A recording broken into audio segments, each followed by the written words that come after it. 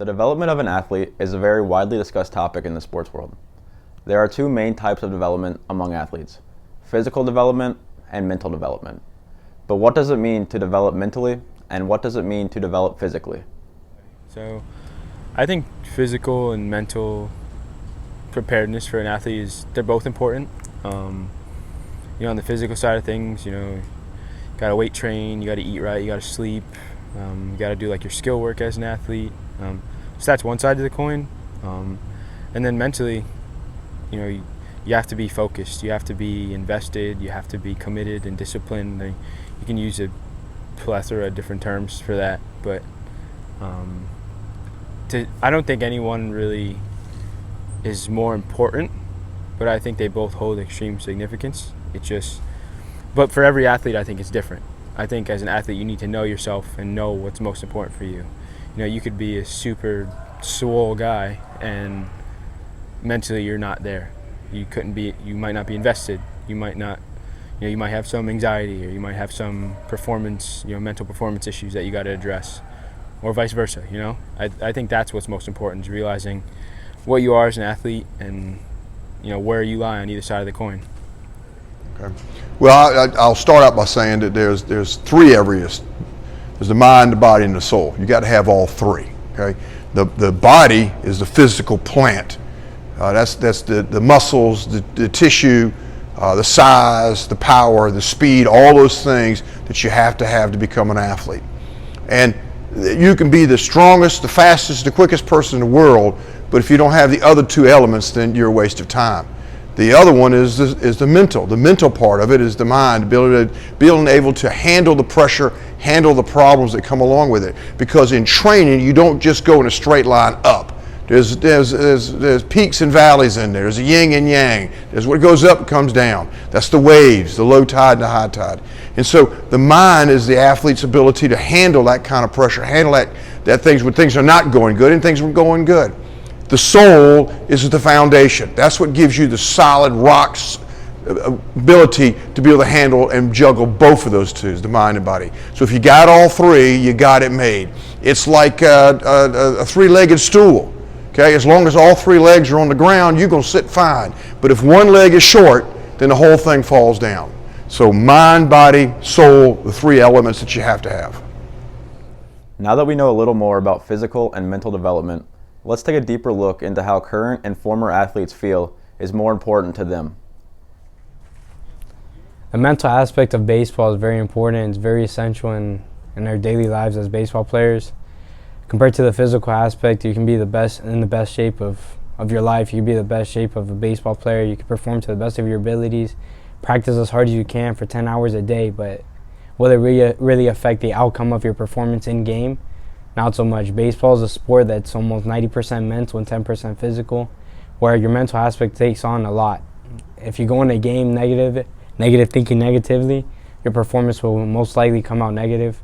If your performance is based off of how you feel, you most likely won't perform to the best of your abilities. So it depends on how you mentally prepare and mentally, interact with the game and how you handle your situations.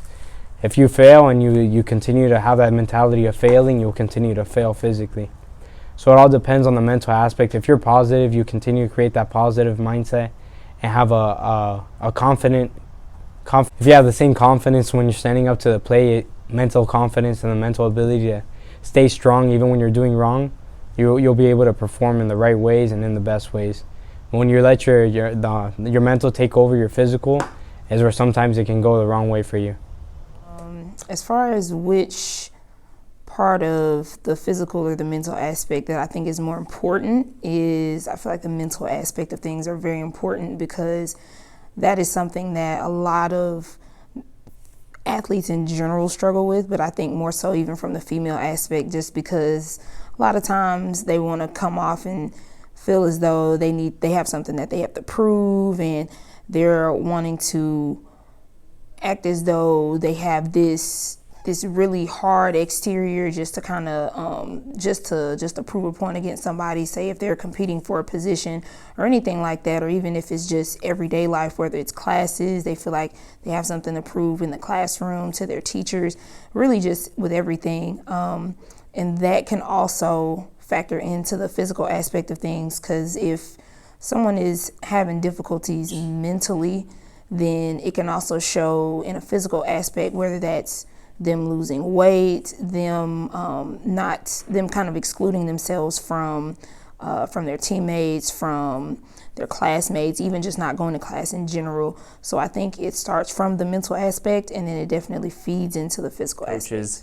And then junior year rolled around, the season rolled around, and it's for some reason it all disappeared. And that was the year where COVID hit. And a week before COVID hit, actually, I partially tore a couple ligaments in my elbow. Luckily enough, I didn't need surgery or anything. But I had to be shut down for months. And not throwing a baseball was like one of the hardest things I've ever had to do. I mean, it got to the point where I started throwing left-handed. And then I looked back and I reflected on my years at Savannah State, knowing I have one more left. And I was like, it was never a question about my physicality. It was more, was I mentally ready? And I look back and I was mentally ready, but I wasn't mentally tough. And so I sought out help from a professional. I went to therapy.